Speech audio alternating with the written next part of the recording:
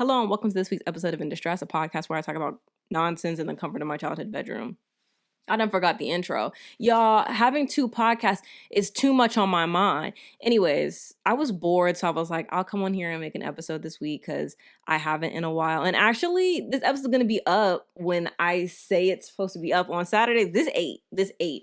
Anyways, but I hope you guys are having a great week. Feel free to like and subscribe, get in the comments. We're going to talk about a lot of things today, like a lot of things. Like, this is my list of things to talk about. I'm actually really excited because, again, I haven't been on this podcast in a while.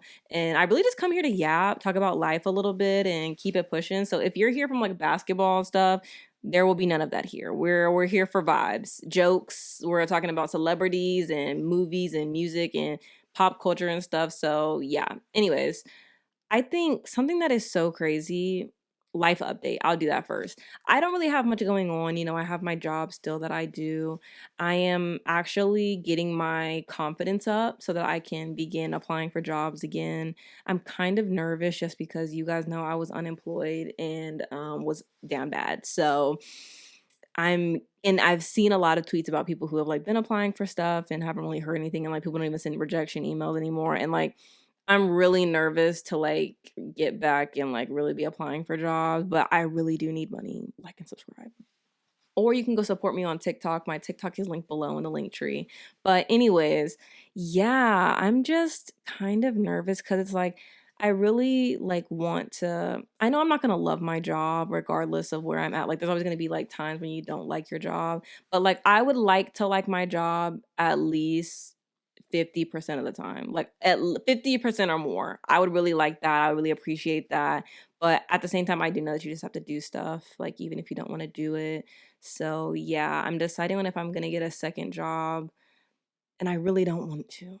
I really don't. I really don't want to do that because y'all, I be sleepy, and then I be want to make content and stuff, and like when I'm busy with like work and stuff like that, like I just don't want to do this, and this is like the thing that makes me happy. So it's like a really tough balance. Anyways, other things going on. I went and had a Harry Potter movie marathon with my friends the other day, and that was so much fun, but also just because I really have been trying to like, enjoy my time with my friends and family. Like so much stuff is happening, like the plane crash that happened a couple of maybe like a week ago or 2 weeks ago, like that was really like tragic and honestly reminded me that like like life is short. Like it's not that I don't think about the fact that life is short every day, but like it's not something that's like present on my mind all the time.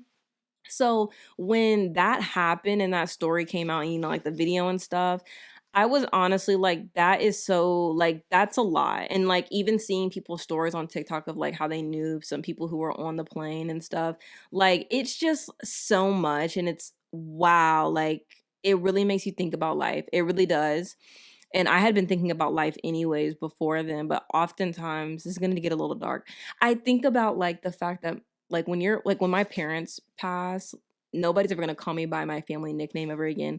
And I don't really like nicknames because my name is 4 letters. I don't think that there needs to be a nickname. It's never that serious. Like nothing shorter than 4 letters.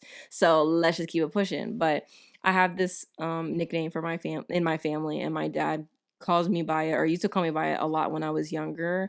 And then my mom would sometimes call me by it as well. And I would tell my parents about how sometimes I think about that, like when they pass, nobody else is going to call me that, because the only people who know that that nickname exists are like the people who live in my home. And they were like, oh, like, and they ended up telling me the backstory of that nickname. And it was honestly like so sweet. And I was like, this is actually sick and twisted. Like, it's really crazy. And it made me think about the fact that like when you like die, or not even die, because that's like really fatal. But like I think about like when you stop being friends with somebody that you've like been friends with for years or something. Like, and really it comes to death, because the friend thing isn't enough, but like it makes you think about the fact that like when somebody passes away, like you're the only person sometimes who like had certain conversations with that person, and so like you two are the only ones who observed that moment in time together, and so you're kind of the only people who know that that moment existed. And when the both of you die, this got dark. I'm sorry. But anyways, to continue that thought, when the both of you die, like that time has no longer been observed by anybody living anymore. And like the thought of that is crazy, cuz it's like dang, like when you go, like a lot of times like your memories go with you. Like that is crazy. Like unless the other person's still alive, of course, but like when the both of you are gone, it's clips low key. And then it also makes me think about the fact that like, you know, like sometimes when you're like with people or like you're dating or in a relationship or whatever, or like are friends with people, like the emotions that you maybe felt together, like nobody ever felt those emotions in that time with you, that nobody observed you having those emotions and those feelings. So like it existed to you two, but it didn't exist to anybody else. Like it's just so crazy with the things that I think about. Anyway, that's what I have to point. But I was like, that makes me really sad. But at the same time, it is like, you know, you do have to like go about your life with a certain understanding of like, you know, being present and being happy like with what you have right now. And so I've been trying to like get my confidence back up so I can be applying for these jobs and stuff. And my mom has really been on my neck. And like the thing is like I get it. Like she has, you know, hopes and aspirations for me, and then at the same time that she has those, I also, you know, you have to remember that at the end of the day, like this is still your life and you have to live it. And, you know, like I'm happy at my job because I enjoy like working with kids sometimes. I enjoy working with them and helping them, and I feel like a sense of purpose at my job. And so the thing about like leaving a job for me, like it shouldn't be this serious. Like and this is actually a really complex conversation because I know that people are like, oh, like, you know, having a job, working for the man and all of this stuff, like there are a lot of different opinions about it, and I have a lot of opinions about it when it comes to capitalism and stuff. But at the end of the day, like, yeah, yeah, you have to work because you know you have to be able to afford things. Like you have to be able to pay your loans, you have to be able to pay, you know, your car note, you have to be able to pay your bills, you have to be able to buy groceries, you have to be able to buy food and all of these things. And at the same time, though that is so true, I also like I know that life is so short and I want to be happy doing the things that I'm doing. And I know that happiness is like a fleeting thing. It's not something that you're ever going to like constantly have. Like if you're constantly chasing your life, like seeking happiness, like happiness isn't necessarily something that you feel all the time. Like you can be happy 1 second and then somebody says something to you and like you're sad. Like it's just that quick of a thing. And so now life is about like figuring out like what are other things that I'm really looking for in life. Like for me, like I'm looking for balance. Like I want to feel at peace. I know that that's not always going to be like a constant state, but that's what I'm striving for, to like, or like just to feel stable and balanced. That's what I'm striving for every day. Not really necessarily happiness. And then, you know, obviously like redefining my definition of success and what that means to me and everything like that.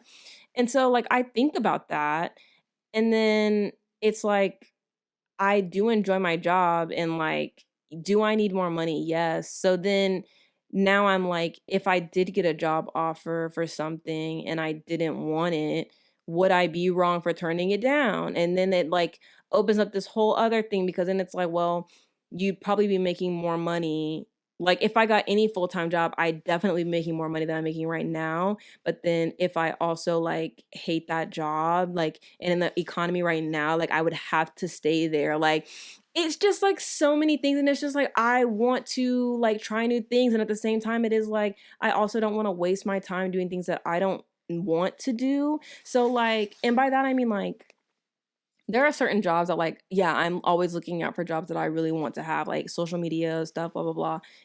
And then like there are jobs that like my mom really wants me to have, or like she's like, that's a good job, that's good pay. And it's like, but I don't want to do that. And at the end of the day, that's still like the thing that I have to do every day. Like, love my mom so much. I understand what she's saying about, you know, being able to buy certain things, or like a new car, because my car, she not on her last leg, but she's wrapping up. She's wrapping up quickly. But I want to be able to buy a new computer because my computer is getting old, and I can't do that with my like current job right now. At least not with like, if that's my only job. And it just like, it kind of sucks because it's like, dang, like of course I finally like get a job and I get to, and it's like a job where I work with my friend, and it doesn't feel like work all the time, and I'm having a good time at least 60% of the time. But it's like, of course, like, unfortunately, there are problems. Like, my student loans are starting back up. I have to pay those again. I'm gonna need a new computer soon. I'm gonna need a new car soon. And it's like, damn, as an adult, when do we rest? You know what I'm saying? But yeah, those are things I'm thinking about. But also at the same time, hold on, I forgot to mention this point. At the same time, though, it is also like, when my mom had told me that the other day, like, was nagging me bad, I was annoyed because I was honestly like, I've realized at the same time that, like, I understand what she's saying, and I understand my point about wanting to do things that I feel fulfilled by and all of those things. At the same time, it's also like, I don't want to stress myself out thinking about all of those things that I have to do or I need to do eventually. And like, yes, it's better to be proactive than reactive.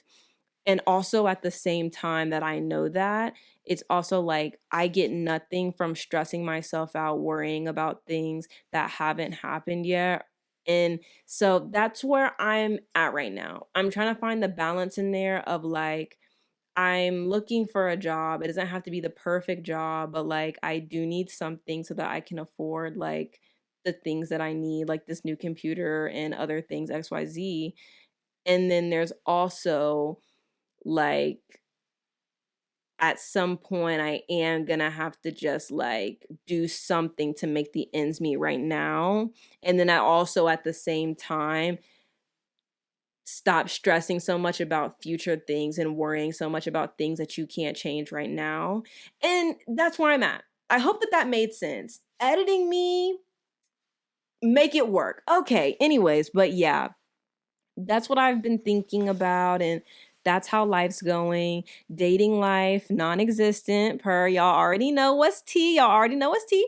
But yeah, it's not. I'm hopeful though. I'm hopeful that things are gonna turn around this year. I'm hopeful. Have they yet though? Well, no, but that's okay. That's okay. We have to keep our hope. We have to stay faithful in that dream, in that vision. Lock in. Anyways, getting into the fun stuff. First of all, we do need to have a conversation about cocoa butter. Okay, listen.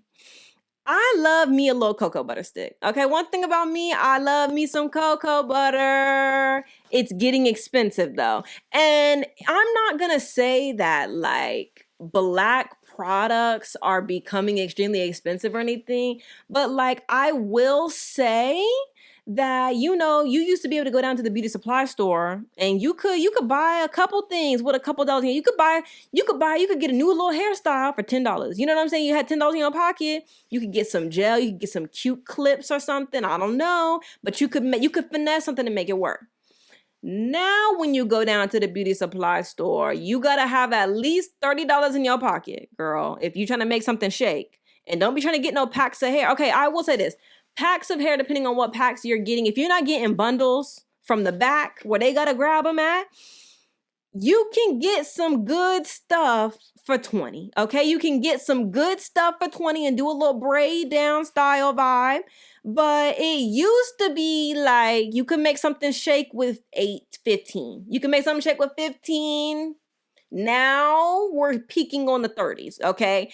And I know that that's not going to get any better under our current system, which we're going to talk about later. I'm not even going to get into that right now. But like, the inflation on cocoa butter, this used to be 99 cents. Okay, this used to be 99 cents. And then it was $1.99, and then it was $2.99, and now we're up to $3.99. And I want to know why we're gatekeeping the cocoa butter. I want to know that. This right here is coming from the earth, babes. $4.99. I know inflation. I know how the economy works. Nobody get in the comments with that BS. I already know how the economy works. I don't need that. But this is it's getting ridiculous. It's getting a bit ridiculous. It was already ridiculous because I done seen them grocery prices go up. I'm not paying for groceries, but I'm seeing them go up though. And somebody's gonna have to fix it. And actually, I'm gonna go ahead and talk about the thing that I need to talk about. These politicians need to go ahead and stop going on the internet talking about we got to fix this. We need to demand an end to this. babes, that is your job. What I elect you for? What did the people elect you for? If you're gonna sit up there on Capitol Hill and be what you tweeting at me for? This is your job. This is actually in your job description. That's on you. I don't know what I'm supposed to do. You told me to go out there and vote, and I did, and now you tweeting at me every day. This must end. This has got to stop. I get it. But y'all are living different lives than us. That's what I think the politicians be getting a little confused. Like, people are out here, they have kids. Their kids are in school, and maybe their kids are struggling in school right now because the education system, girl, I don't know what's happening in some of these states now. That's besides the point. But people out here, they got their kids and stuff. They probably worried about them, and then they still got to go to work. And now they wondering, dang, am I going to get laid off? These tariffs, blah, blah, blah, blah, blah. Even though he said he not going to do that right now. He going to put a pause on that for right now. But like, we have countries that we've been trading with for years. Now they trying to turn against us because of that man. Because of that man y'all let up in there. That's beside the point. And you sitting here, you got the nerve to tweet me talking about this is an outrage. We've got to do something. We've got to do something. You have to do something. What did we elect you for? What did we elect you for if you over here tweeting it? Because I'm damn sure the tax money ain't supposed to be going to you tweeting up there at the office. No, ma'am. That's not going to work. That's not going to work. And the thing is that there's no shame. I get a few outraged tweets here and there, but some of these politicians, they tweeting every day. Twitter fingers.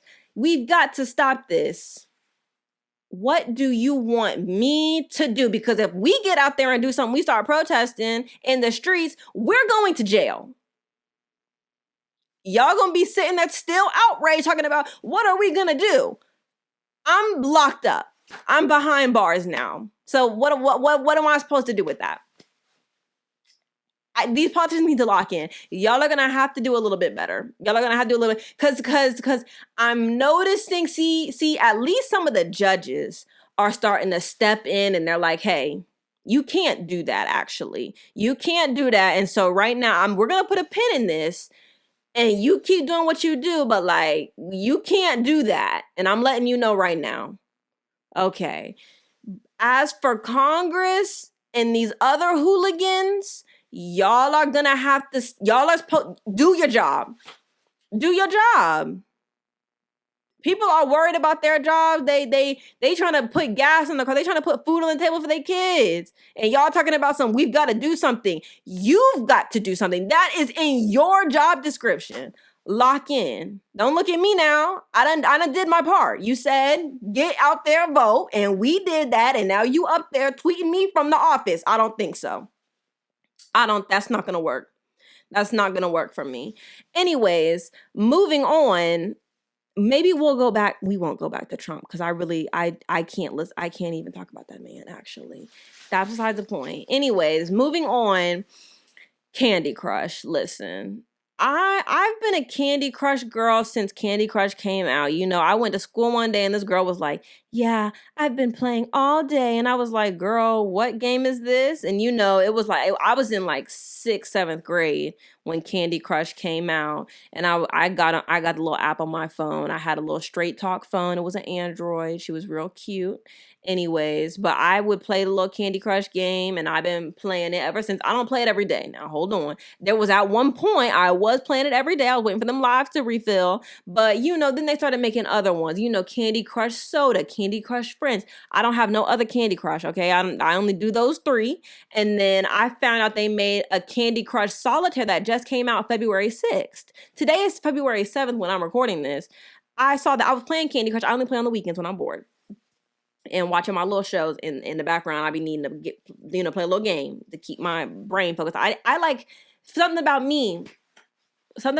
I need to be overstimulated a little bit. Like actually, no. I don't even know if it's overstimulated because actually when I go to work and like if I'm working with a couple of kids, that's overstimulating for me. And like I shut down, it's giving silence, but like also the way that I relax and actually stop myself from thinking, I have to be watching a show.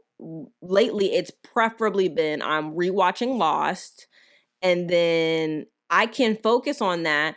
But like I need to be playing 2K, or I need to be playing Candy Crush, or I need to be playing that little, that little bus sort game with the people with their different colors. They're like green, pink, and yellow, and blue, and red. And then you can there's different like little buses, and you gotta pick the bus for them to go pick them up. That's a really fun game. Anyways, that's beside the point.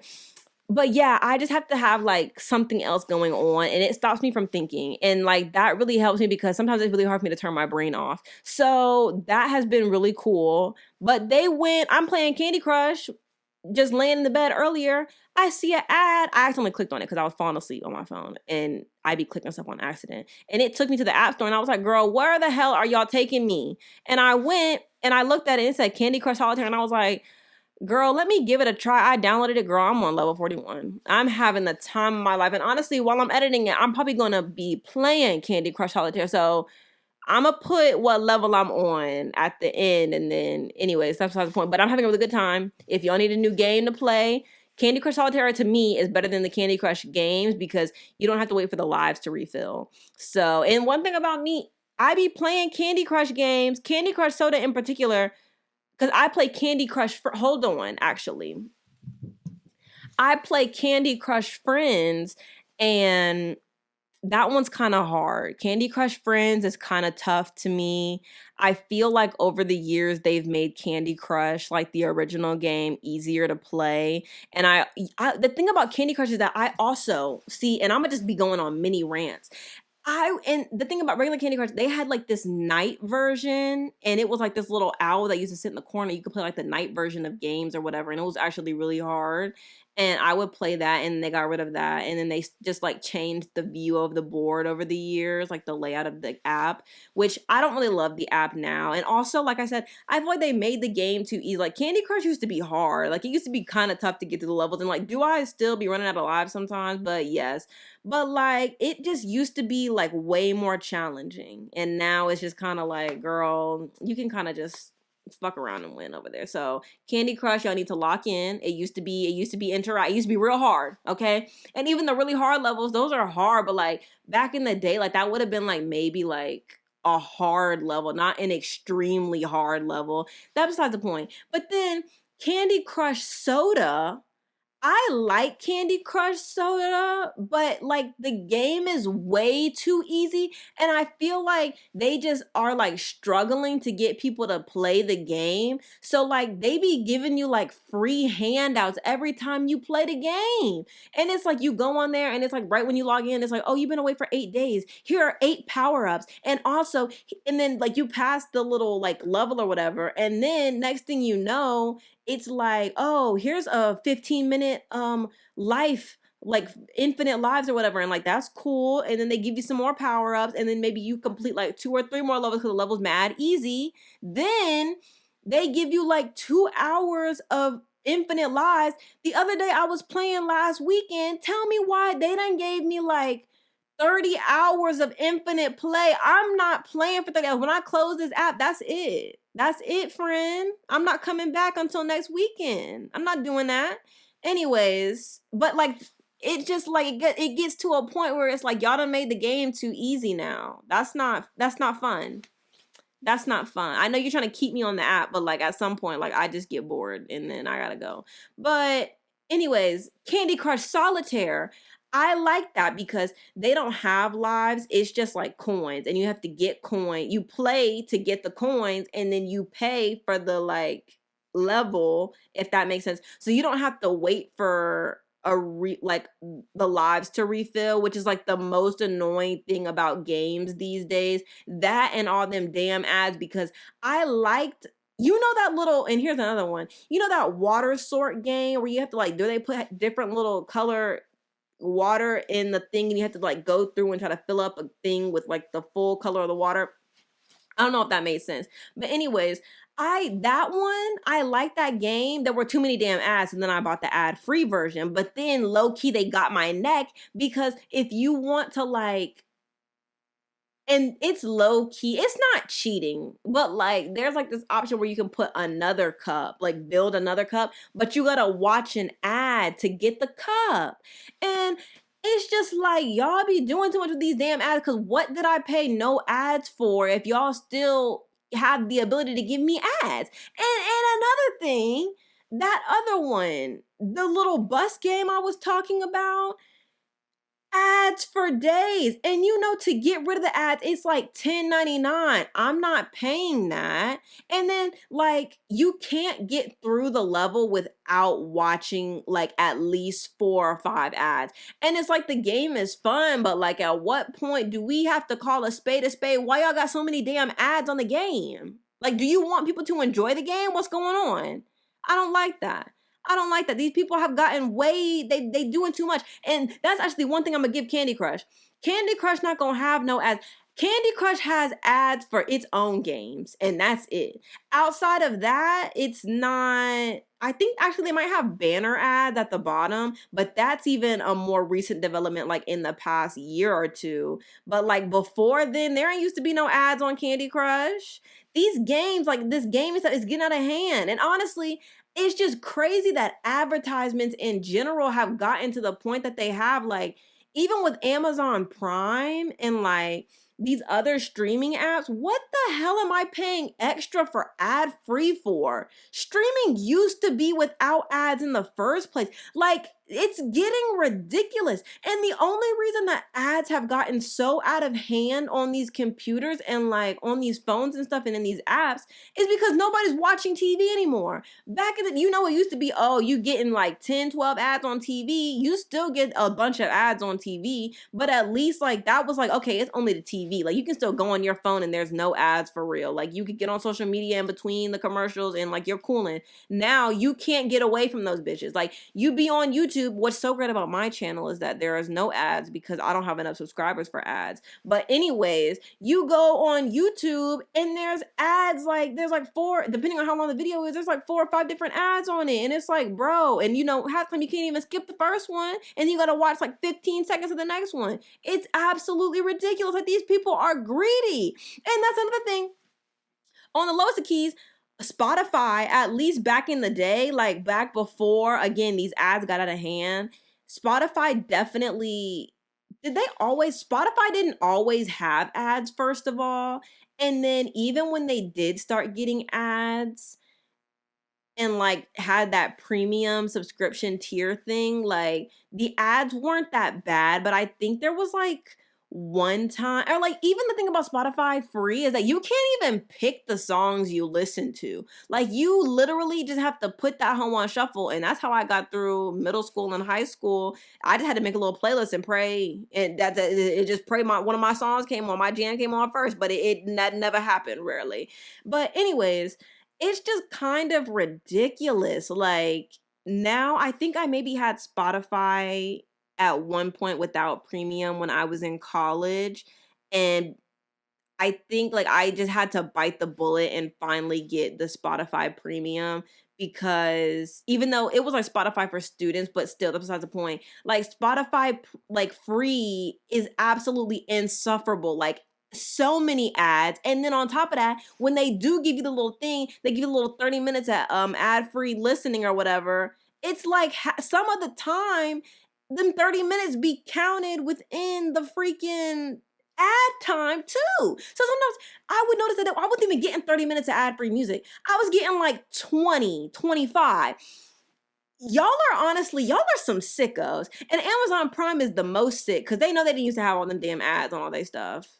They should be ashamed of themselves, honestly. Like, I get, like, if a Tubi or a Pluto has ads because I'm watching that for free. You gotta pay for that somehow. But, like, these ones that we're actually paying money for, the fact that they're like, okay, not even $5. It'll be like $10 for streaming with ads, $15.99 for streaming no ads. Y'all should be a damn shame to yourself, honestly.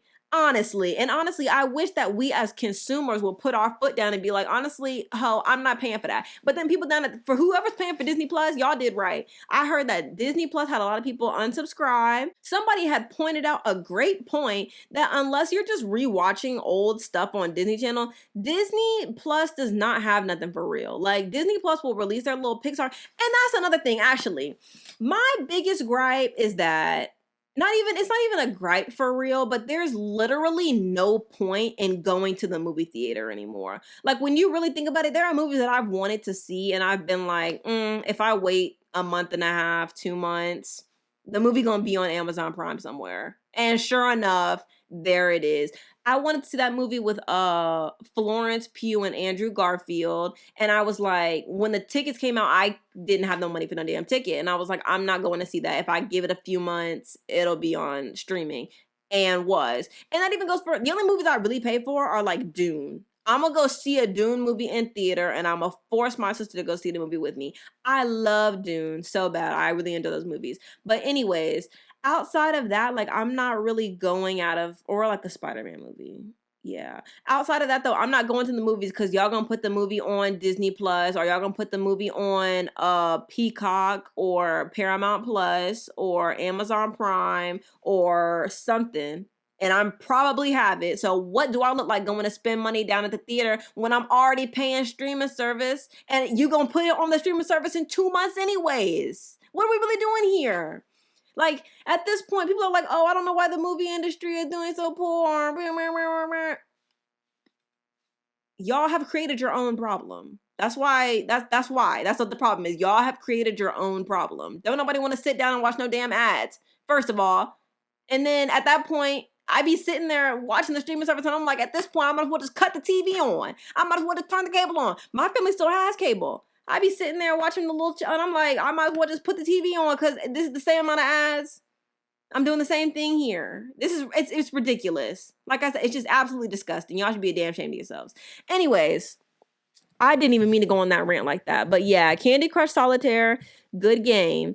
Anyways, I guess since I was already talking about movies, we can do the movie portion, actually. Yeah. So one of the movies I watched, it was like maybe like a month ago, I think. I watched American Psycho for the first time, and I had heard some good things, but like I really enjoy like a good like psychological like thriller movie over like a horror. So like, yeah, I don't know if you guys have ever seen Terrifiers, like in that franchise. It's very gore. It's just like a lot. It's just a lot going on, but definitely like it's just a bunch of blood. It's a lot going on. But like I prefer a psychological thriller. I prefer to think during my scary movies now. And American Psycho, I had heard people talk about it before, but I had never seen the movie. And I watched it for the first time. And it was actually really, really good. It was like this movie. And then I was listening to a Drake song this one time, and he was talking about the ever so talented Mr. Ripley. And so I went to go and watch that movie and never having heard of it before, like outside of that, the context of that song.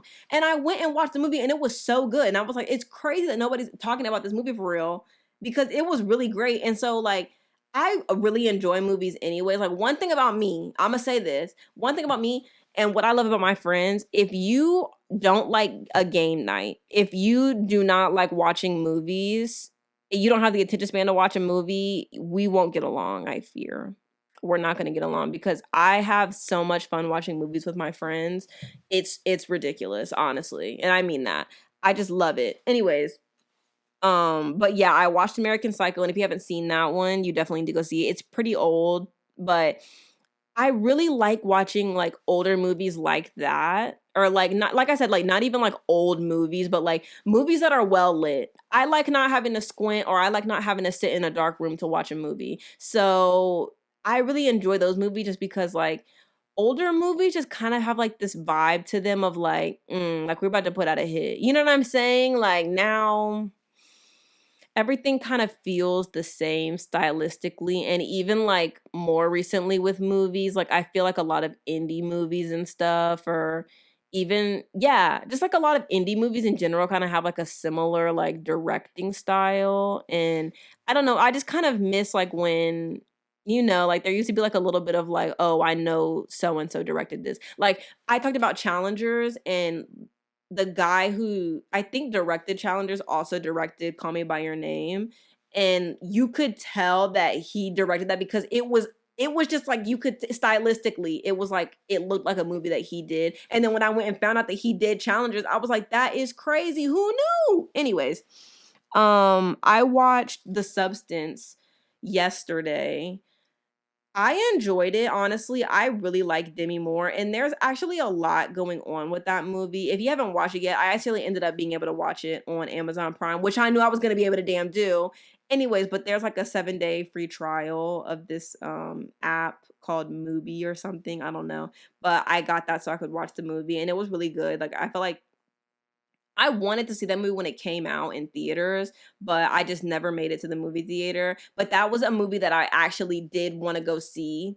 But it was really good. I really enjoyed it. I feel like it was a really like nice and like honest take on like the beauty standards that people have, like not only just like in Hollywood, but kind of like as a society, how people are so willing to like throw people to the side just because they're getting older and they don't have that youthful look to them anymore. But it also was like a really good, like, contemporary take, if you will, on, I guess, just like the things that people will do to meet those beauty standards or like to be able to do what they used to do. Like, and by that I mean like an older woman in Hollywood being told that, like, oh, you're old now, so it's time for you to wrap it up. Right. And then it's like, maybe you don't even like view yourself as an old person or like as somebody who can't get views anymore, or somebody like, just because you get old doesn't mean you're not worthy anymore of things. And like it's so weird that that's even something that has to be said, or like that that's something that needs to be talked about. But even when we like have those conversations about people getting facelifts and plastic surgery and stuff like that, like obviously do whatever you want with your body and stuff, but I think that this was also a good like movie to start conversations about why people choose to do certain things like to their body to keep that youthful look to them. And like it is because, like a lot of people who look younger or meet this beauty standard are given more opportunities to do things. And so it was just like a really well done movie. Like, do I think that like people who have like problems with gore might not watch this movie? Yes. It's not like the most pleasant movie to look at. However, like it was just it was very camp. Like it was a very interesting take on the conversation, and it definitely is like I think something that does need to be talked about, especially within the industry and especially within society. Like it just really, the substance really opened my mind to things. And like again, like the things somebody's willing to do to look young again and to be youthful, like it's just crazy. It honestly was a really great movie. The ending was honestly chef's kiss. Like I'm not gonna spoil it because I know some people haven't seen it yet, but it's definitely a really great movie. And yeah, I think it has the ability to start really unique conversations, or not even unique conversation, but like it just has the ability to start conversations about things that we probably should have been talking about way before, and talking about things that are like maybe seen as taboo. But this was a really good movie. Anyways, I also watched Juror number 2, and I had seen people talk about it on like social media and stuff, but I had never really like looked into what the movie was about. And one thing about me also, when I watch a movie, I'm not looking at no trailer before, because the trailers, they always give away the plot of the movie, and I like to go in there like vibes only, like just vibes. I don't want to know what could possibly happen, because you can definitely guess a lot of the plot of some of these movies these days. But yeah, I watched that movie and I really enjoyed it. Honestly, it was really good. I thought it was a really like fresh take on like that concept of like, oh, someone does a crime and did they do it? Did they not? How did they get caught? Will they get caught? Like I liked that. That was really good. But I also felt like it was done like in a very tasteful way. And I thought the acting in it was also really great, and it really like kind of opened my eyes to certain things, like kind of like how people talk about like just biases that people have in their mind already. So being able to like listen to some of the jurors in the movie talk about their views on stuff and why they wanted to convict this person and why they didn't want to, it was just really interesting to see that, and like seeing how some people will like kind of stand their ground on that and other people won't. It was just really interesting, and it really is also a conversation about like the justice system and whether or not like the justice system is like a corrupt or like even like if it isn't per se corrupt, like how easily somebody who's innocent can be convicted of something that they didn't do. Like it was just a whole thing, and I really enjoyed the movie. If you haven't seen the movie, definitely watch it. It was very valid. Anyways, but yeah, those are the movies I've watched recently. I actually have watched some other things, but if you want to know my ratings of them or something, feel free to go on my Letterboxd. It's in my link tree. Anyways, moving on. I guess we can talk about Harry Potter. Yeah, because we were always talking about movies. So yeah. I've been having a Harry Potter marathon with my friends because most of my friends, like that I'm thinking of in my head right now, have seen Harry Potter, but one of my friends, Alani, she's never seen it. And so I was like, girl, I'm gonna make you're watching those. Yeah, you're watching those and we can all do it together. It's gonna be great. And so I like just remember like growing up and watching Harry Potter marathons on ABC Family. And I just really enjoyed them, and that's usually how I did that. But when I was younger, I hated Harry Potter. Like when they would play the first two movies on Disney Channel, and every time they would play, I hated it, didn't want to see that. But like as I got older, I was like, oh yeah, like this is Harry Potter's actually a vibe. But yeah, I've been forcing her to watch the movies, and we just finished watching Chamber of Secrets and Prisoner of Azkaban.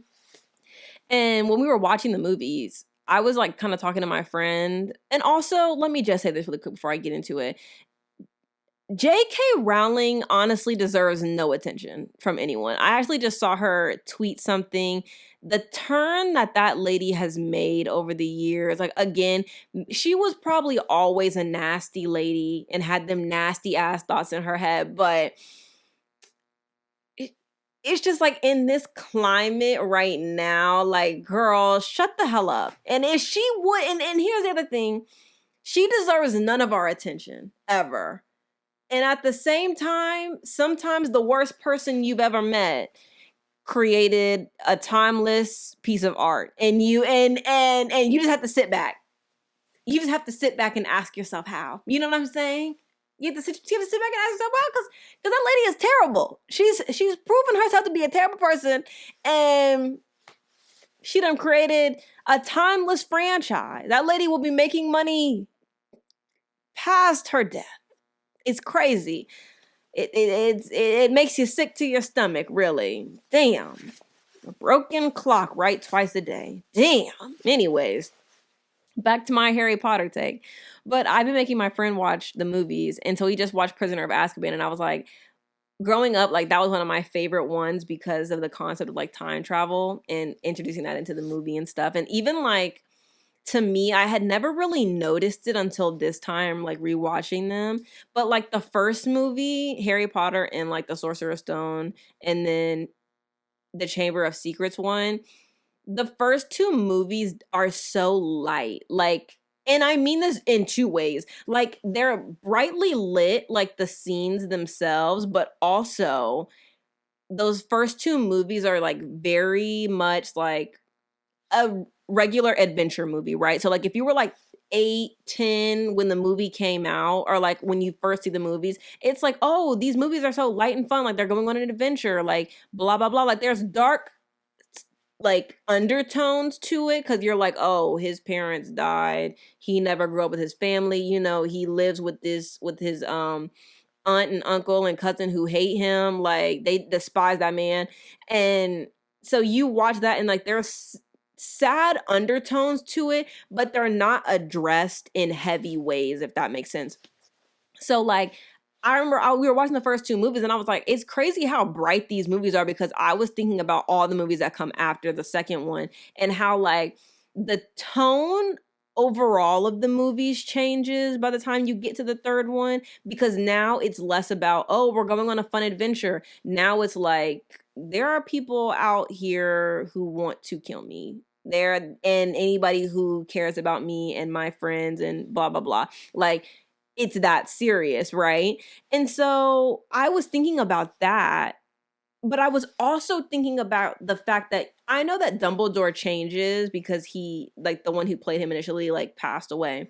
But the watching the third movie and the second movie back to back like that really put into perspective, like, the change of how I view Dumbledore as, like, a person, right? So, like, he's really old and wise, yes, but also, like, those first two movies, he's giving happy-go-lucky, like, he's giving Santa Claus, like, he's giving, like, oh, magic, it's such a fun world, and he's giving hopeful and all of these things, and then you hit that third movie, yes, the actor changes, but also, like, from a tone perspective, Dumbledore becomes, like, more of a, like, serious person. Like, he's wise. Like, he's giving, like, oh wow, like, this man knows something. Like, he's been around the block. Like, he has secrets. Whereas the first two movies, it wasn't giving that. Like, the first two movies, it was giving, like, oh yeah, like, I've seen it all. Like, I know how to handle these things, blah blah blah. You know, the school's had some dark history, but you know, we still here, we still standing.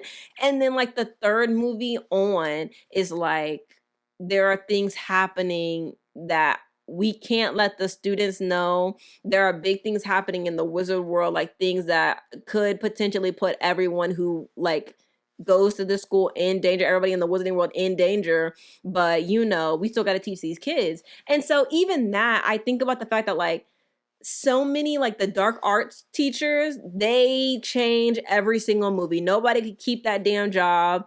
And I just find that crazy in itself. But even just, like, I feel like at the beginning of the movies, and obviously because they're younger, but, like, there was much more emphasis on them learning and getting that education of, like, here's a spell, you know, here's how you do this, here's how you learn to do this, and building up those skills that it takes to be a wizard. And then, like, the third movie on, they're still learning things here and there, but it's more so, like, of, like, we're learning this so that we can protect ourselves, like, we can take care of ourselves because there are some dark things going on. And I love that. Like, the third movie on goes from, okay, school, that's we be going to class sometimes, but, like, you know, we have other side quests to do. Like, we are going back in time to make sure we fit in these classes in. Like, we are doing XYZ. We have our own little club where we're learning how to, you know, defeat stuff because we're gonna need that coming up soon. Like, Baltimore on our tail. He's coming back. Like, he's on our heels right now. So I think that that's really something that I noticed and something I really enjoyed also about rewatching the movies. And also, I'm just, like, picking up on certain things that I didn't notice or have never noticed when I'm rewatching the movies. So, yeah, I've just been having a really fun time.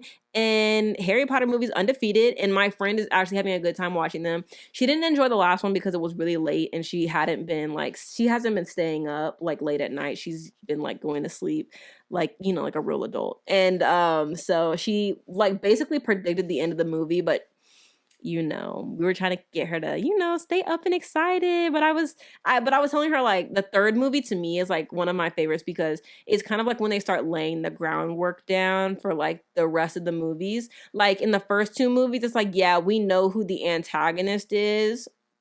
And we know who the people are who are, like, trying to hurt Harry, but, like, we're not, like, actively seeing them. Like, we don't really know the full story there. And, like, the third movie is where they just start, like, boom. So this happens, and leads to this. In the fourth movie, Voldemort's back. He's at large. He's getting people to follow him, stuff like that. So, yeah. And then, you know, it leads up to, like, the face-offs and different movies and stuff. But yeah, like, she's enjoying it and I'm having a really good time watching it again. And again, like, just being able to hang out with my friends and watch movies is like, honestly, like, such a fun thing. And I'm happy that I have them. Yeah, I'm happy I have them. Turn up. Okay.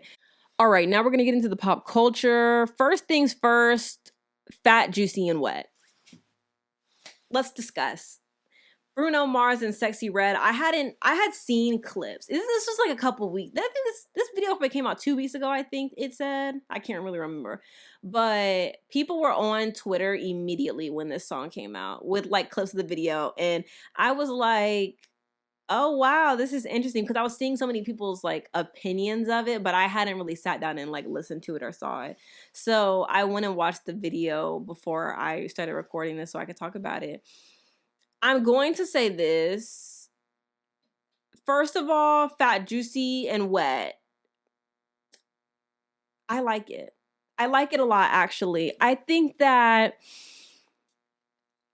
it's fun. Like, people are gonna call me crazy, but like the music video, I thought it was fun. Like, I think that people are so strict about music these days. And here's the thing. I think that music is like at the same time that it is something that can be very serious. Like, yes, it is an art form, and what you decide to do with it is really up to the artist, right? And then there's like this other side of music where it's like it should also like it can be fun too. Like, yes, there are moments when it's like, I made this album and it's for this and it's to, I'm working through some things and this was the album that I did that and this is the medium I chose and I'm giving it to people who are going through this and can relate to the struggle, blah, blah, blah. And then there's music that's fat, juicy, and wet. And I think that you have to be able, you don't have to, but like I think that it's better for everyone if you're able to like accept that music can be both of those things. You know what I mean? Like it's kind of like, oh, with movies, there are serious movies that people obviously made to be Oscar winning. There are albums that people make obviously that they want to be Grammy nominated. And there are people who don't do that and end up nominated anyways. So it's like, you know what I'm saying? Like when Kendrick follow me. When Kendrick went and released Not Like Us, he didn't intentionally make a bop, or maybe he did. I don't know. But like he was trying to get his lick back. You know what I'm saying? Like him and Drake was going back and forth bar for bar. And he said, okay, well, I'm gonna go ahead and do this little beat because it's something you try to do. You know what I'm saying? And I'm gonna clown your ass in the middle of it. And he did that. And it's not necessarily something that was super serious, but it ended up being a cultural shift. And he won multiple Grammys from that. Are you seeing what I'm saying? Like, there's an element of like, I'm handling business. And there's also an element of this is fun and for the culture. And you can do both. You can do them separately, but you can also do both. And to me, to bring the point home, Fat, Juicy, and Wet is fun. It's a fun vibe. It's camp. Like you either get it or you don't. Like, and if anything, I was seeing a lot of people talk about, oh, like Bruno Mars, like this is not appropriate. That man has not been making appropriate music for quite some time, actually. And if anything, he just be saying stuff like, using analogies and stuff. And some people y'all aren't getting it because it's catchy. This song is catchy too. I think it's just not with somebody that you were expecting. I saw some people saying, oh, he just had that hit, Die with the Smile with Lady Gaga, and this is so different from that. And that's okay. If anything, this is a testament to the fact that Bruno Mars is a versatile artist. Like, that's really all this is to me. Like, Bruno Mars, he can do it all. You know what I'm saying? And also, to that point, another note I have here, what I really enjoyed about the music video, not only was it fun, but I really liked the fact that everything red was red and then everything else was black and white. That was a fun vibe because it's Sexyy Red. It's the little things. It's the little things like that, like obviously, and then it's like, okay, but you're mine. You know what I'm saying? They ate that. They ate that one. Like I said, I think that people are kind of just getting too strict. It's kind of just like the same way that people are getting super strict on social media about, oh, like you don't need to be posting that. Keep it to yourself. People been oversharing on the internet, like. And with the fact that shame is slowly making its way out of society, like it's y'all are just kind of strict around here. Like, you know, like people be having fun or something. And then it's like, why did you record this? Why did you do that? And it's like, why do y'all have to have so many rules about everything? Why do y'all have to be strict about everything? And that's why, like, honestly, I get so excited when people finally get to the point where they're like, I really don't care what anybody thinks about me.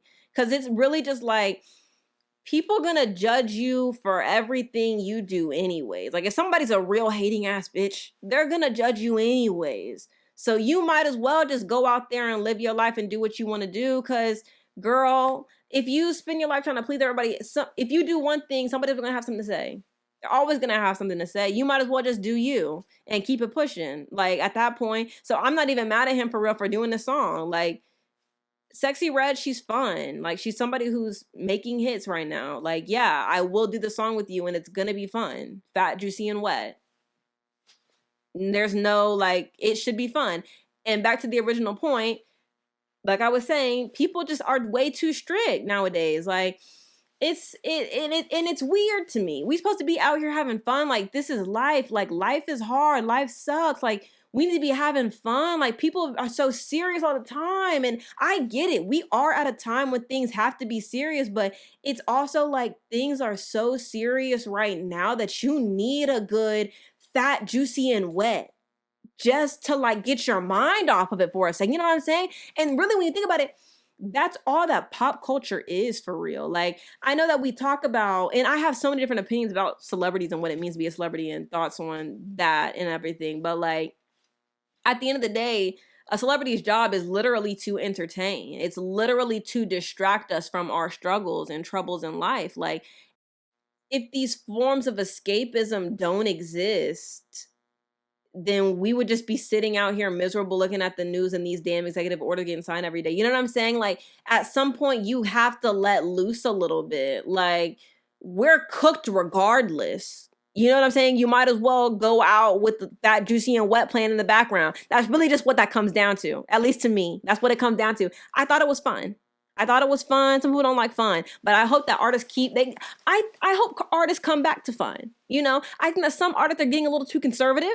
People in general are becoming super conservative, but at the same time, I'm not gonna lie, fat, juicy, and wet, people being mad about that, it's like the equivalent of people being mad about WAP. People was mad as hell when that song came out. It was a hit. It was mad as hell, and it was for no reason. A hit's a hit. And then, you know, you got people talking about, well, you have kids watching and girl, don't nobody give a damn about that. Your kids should be listening to them Coco Melon songs. Don't look at me. That's not my job. That's not my job to be a role model all the time.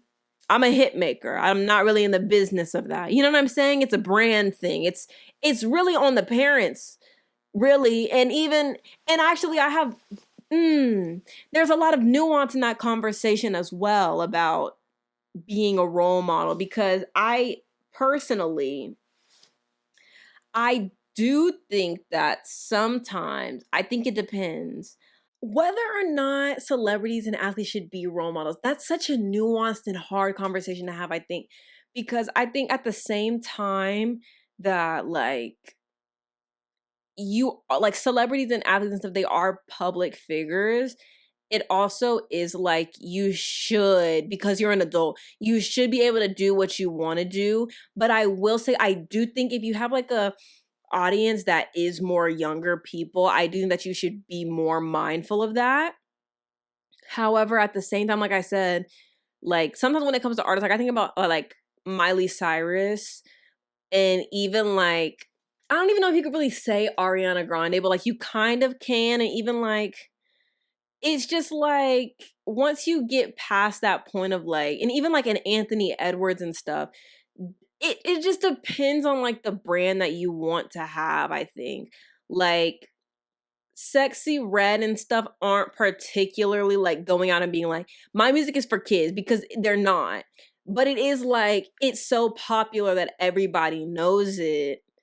And so it's like, of course, kids are going to know it and be singing the song. They don't know what they're singing, but like they're going to be singing the song. So it's tough. It's tough to me. I think that's a really hard thing to navigate, because it is like these people are adults, and if you have kids and stuff, it is on you to be the person who's like monitoring what your kid is consuming. And like for me personally, my parents kind of like, they cared about what we were doing, but like at the time, like the internet and like social media, like that was such a new thing that like my parents don't even really do social media like that. Like they listen, like they be on YouTube and stuff, and like my mom be on like Facebook watching like Instagram reels, and like she'd be on Instagram watching Instagram reels. She'll watch TikTok.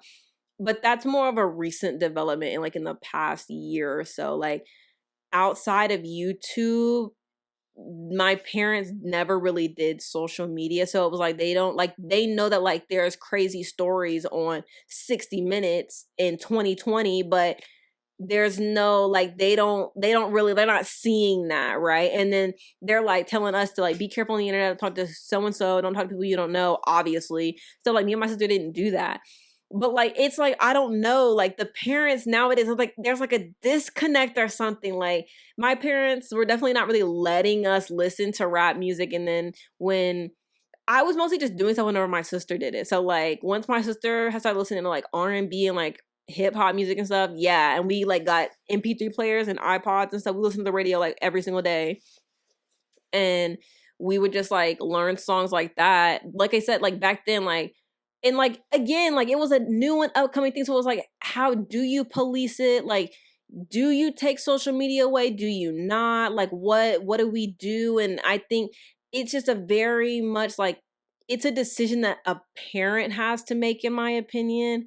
And then on top of that, I do think that to a certain degree, like you also just have to trust and believe that like if you believe that you have been a good parent, and even that's still tough to say because like growing up my parents would be like, yeah, like don't bring no kid home, don't have no baby, don't come up in here teen pregnancy, don't do that. And so like me and my sister did not do that, right? And so it's like you can be the best parent and like something like that still happen. And so again, like it's just a tough thing. I think you just have to like as a parent, and this is a really tough thing to do, yeah, but you just have to trust that you've done the best that you can with like raising them, and know that like they wouldn't put themselves in like a bad position, or they wouldn't make a decision that might harm them in the long run. Like you just have to trust that and know that. Again, like my parents didn't know everything I was doing. I was scrolling through Tumblr. I mean, I had a Facebook when I was 13, but it was like such a central thing of like I told my mom I had a Facebook, and also I was only friends with other people my age who went to my school, and we all just had Facebook together, and we would just be on Facebook like chatting with each other like, oh, after school, hey, what's up, what homework you doing? Like it was just like that. Like social media today is definitely not that. Even back then, I'm sure that there were definitely creeps and weirdos on the internet, but the internet is such a like, it's grown so much that like it's just not, I don't think it's possible to have that exact experience anymore. So I don't really know what the answer to that is, but like I said, I think there is like a balance in there of like you have to tell your kids that just because like a celebrity or somebody is doing something doesn't mean that it's the cool thing or the right thing to do, you know? And so then after that, you have to just trust that your kid is going to learn that lesson the way that they need to learn it, and just be there for them as they're learning that lesson. So yeah, that's crazy. Didn't even mean to talk about that, but I did. Anyways, to the original point, I think that music should get back to being fun, and people need to be having fun in the stew. We need to get back to the days people having fun in the stew. People have gotten too strict, and this actually goes to a bigger conversation that people have been having on TikTok and on Twitter about like people being more conservative over the years. I do definitely agree with the notion that people have been having on social media about conservative views kind of coming back. And being kind of like views that a lot of people have now, especially like when it comes to like country or even just music in general.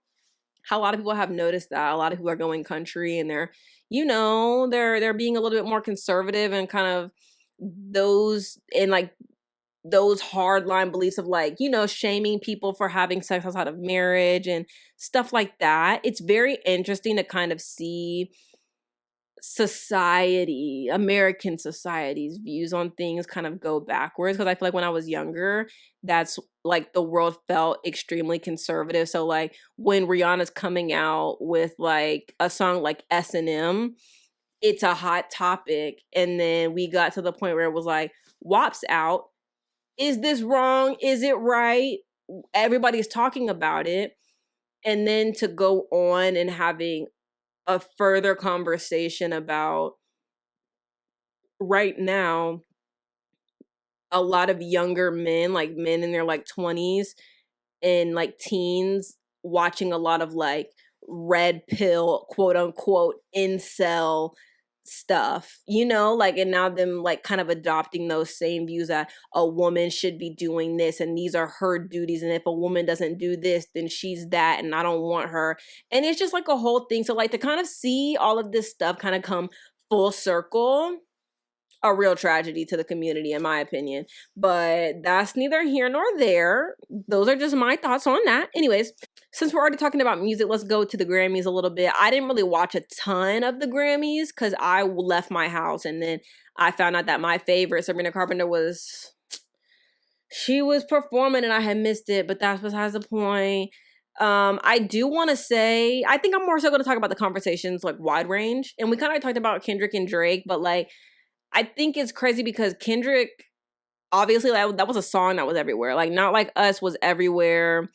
Right after I like saw him like getting his awards and stuff, I definitely went on Twitter and was like, Drake can never come back from this. But then yesterday I saw videos of him on tour in Australia. And I'm going to be honest with you, like, there's never going to be another artist like Drake. Like, even though people are like, oh, like you know, you lost the blah, blah, blah. And then he went to go sue UMG and stuff like that.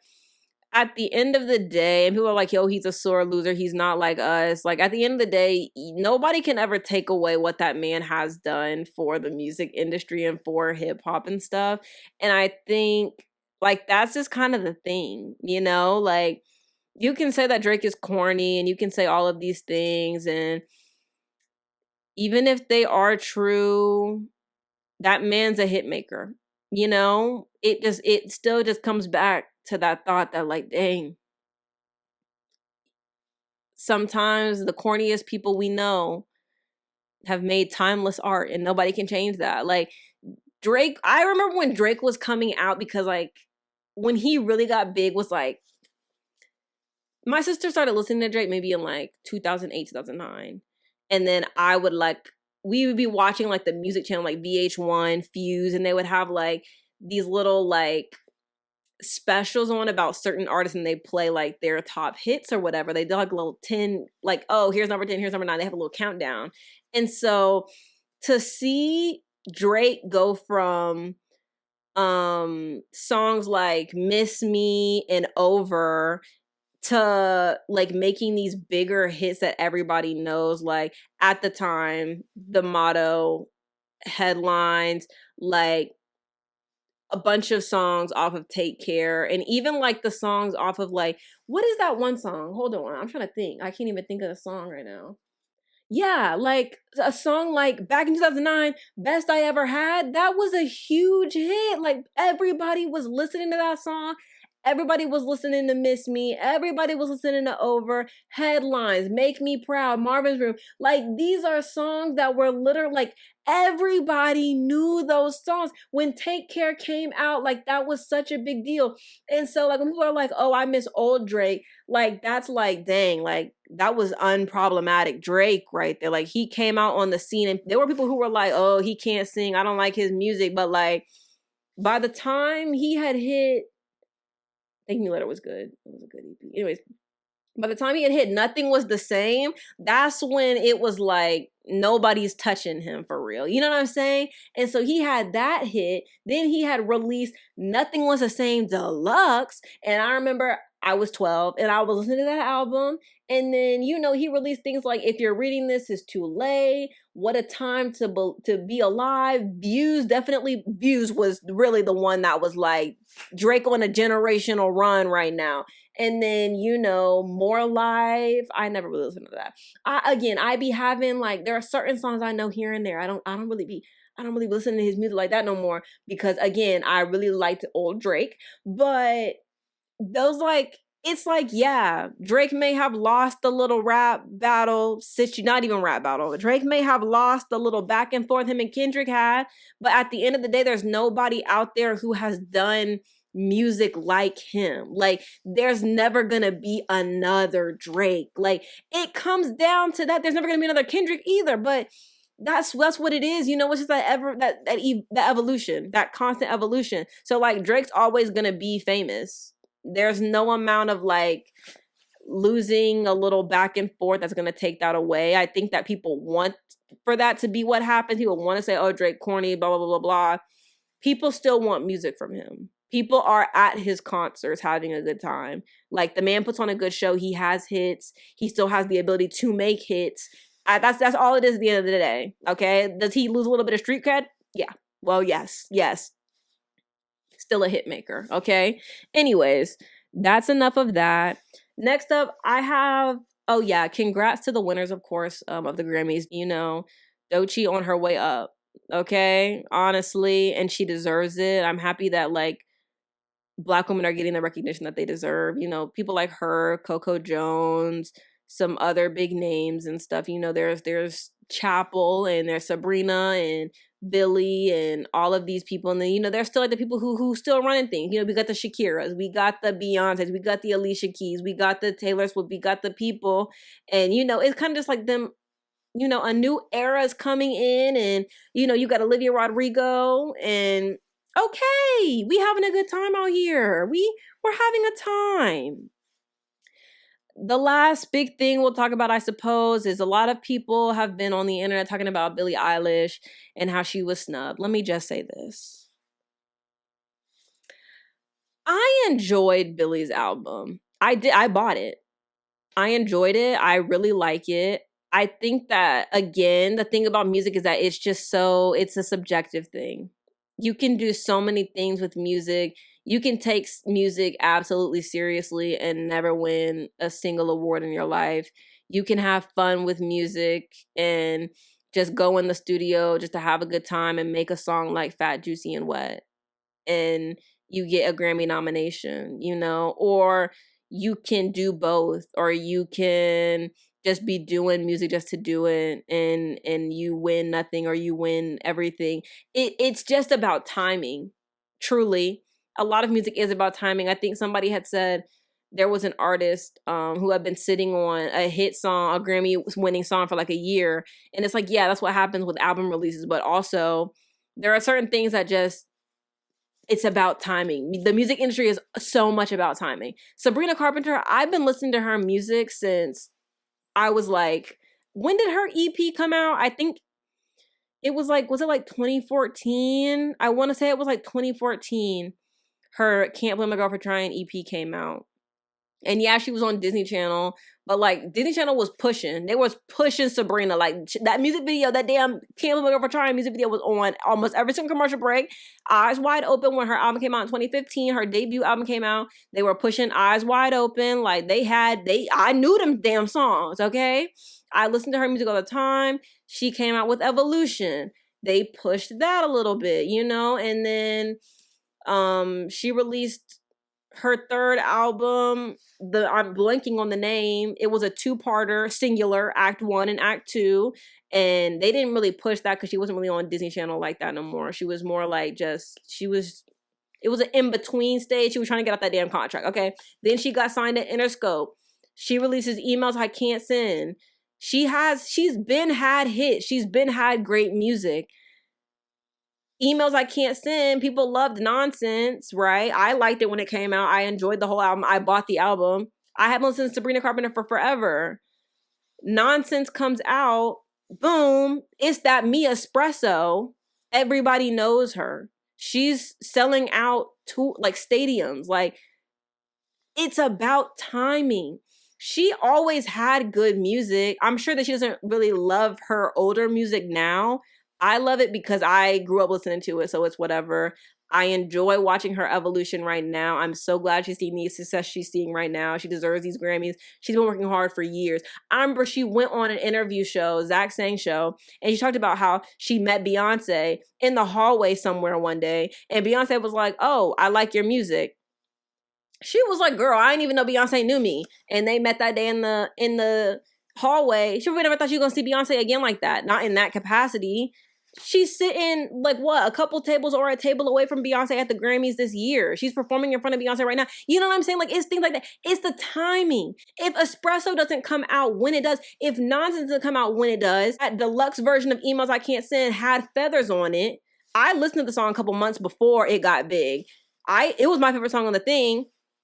It hits people's ears. It's on the radio every single day. It hit at just the right time. So then we have Nonsense, Feathers. It's that Me Espresso. We have Please, Please, Please, not my favorite song. People liked it on TikTok, so it went up in the charts. Like, it's things like that. It's the timing always for music. And so when we're talking about Billie Eilish and Beyonce, and we're talking about Billie Eilish getting snubbed, first of all, she had an amazing album. Nobody's taking away from that. The competition this year was really steep, okay? Like, people were coming out their big names, debut albums. Like, they were running amok, honestly. But even outside of that, Beyonce has been trying to get this damn Album of the Year award for years now. She's written the best album for many years before this, and it was never given the nod. It was snubbed. Beyonce has been snubbed for Album of the Year numerous times. And so to sit here and be like, she deserved it, she deserved this, she deserved that. She put out a great album. Beyonce put out a great album. A lot of people in the category put out great albums. Sometimes you just don't win the award for them. At the end of the day, it does suck to not win, but also there's going to be a version of her in a few years that's like, I'm really glad I made that album.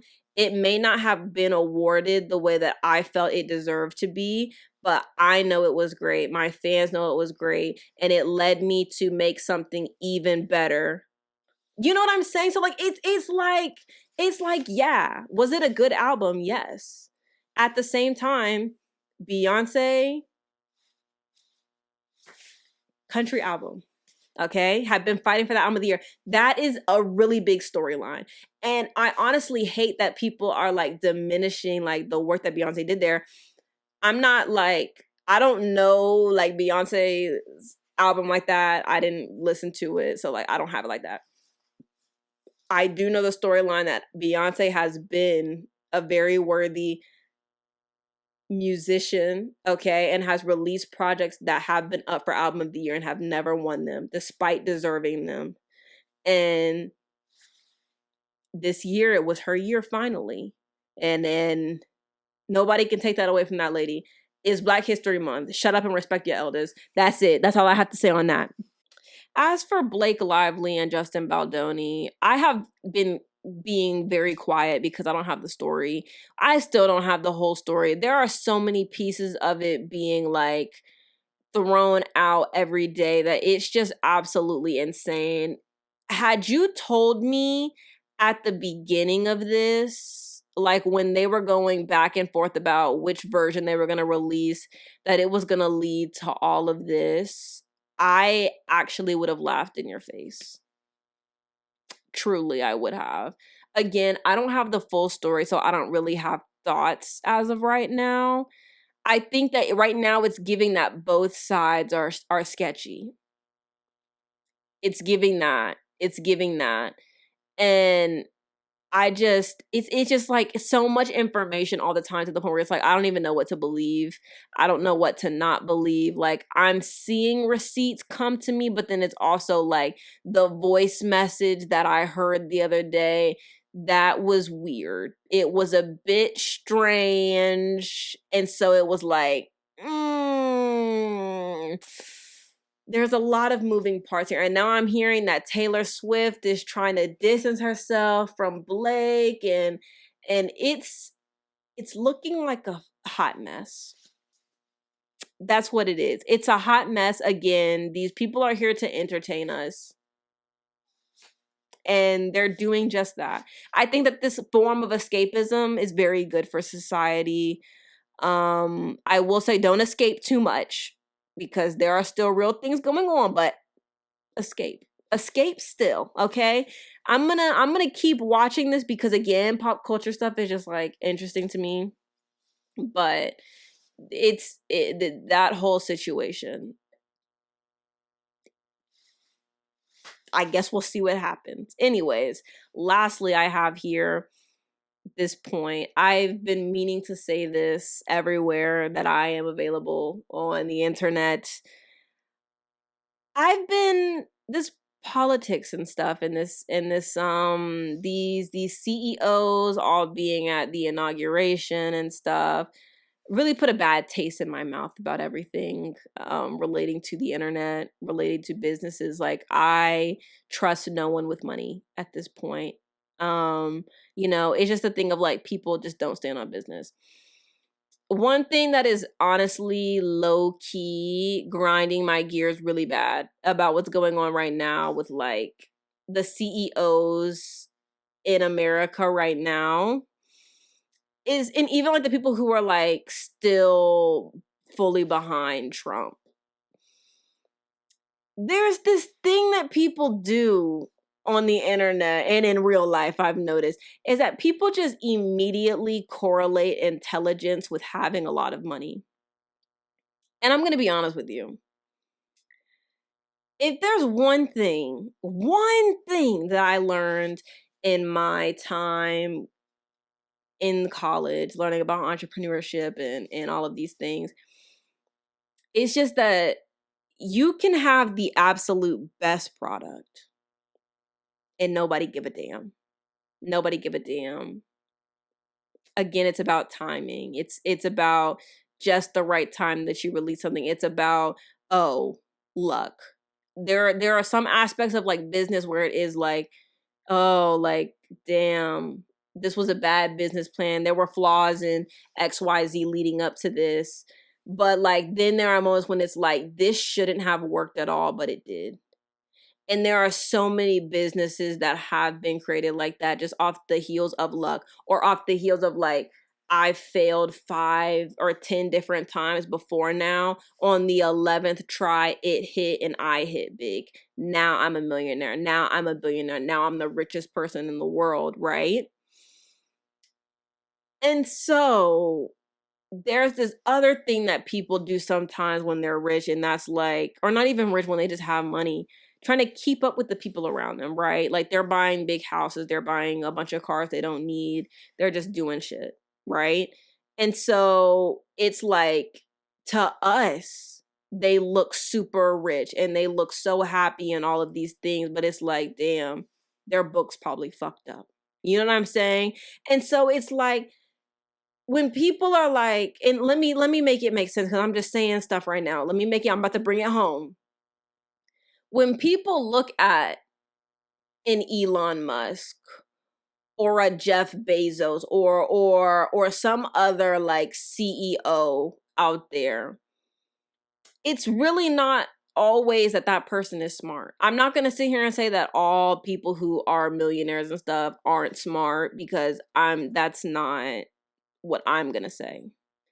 What I'm going to say is that you cannot always correlate intelligence with money, because I've seen many people who have money and are stupid as hell. And them having money comes down to, they invested in something and it went big and they took their money out at just the right time. Or like, it could be they hit the lottery one day and they made a bunch of money. Or it could be, my parents own this business and so I took it over and now I'm making a lot of money. I hired someone to do the marketing and now everybody does my thing. Just because somebody has money doesn't mean they're smart.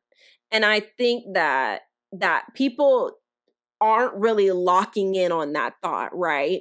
And so now we have people thinking, oh yeah, well, yeah, Elon in charge of like the Department of Efficiency or whatever the fuck, government efficiency, whatever the fuck that fake ass job is. That makes sense. He's a smart man. He knows what he's doing.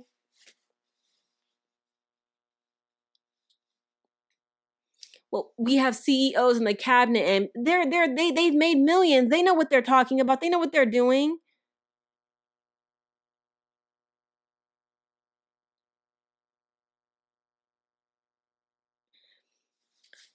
Some of y'all ain't never sat in a room with some very rich people. They're not always the brightest, okay? Some of these people are really good at walking around cutting costs. That's what they're good at. They're really good at being like, oh, well, actually, we can lay off this department because we don't really need them. There are a lot of people who are good at doing that. Doesn't mean they're smart, okay? And just because you have a lot of money doesn't mean you're smart. That's really what this comes down to. I don't 100% have all of the data to back up that thought yet.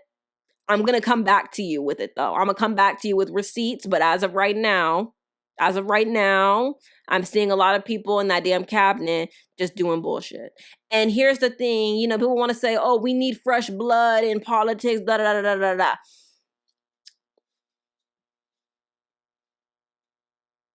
If you are equipped, okay. We need to get back to the day. That's what we need. We need to get back to the days when politicians had to have a little bit of experience under their belt. That's what we need to get back to. And I will say this. You don't necessarily have to have experience to be president. There are some presidents in the earlier years of the America who had, no experience in, government.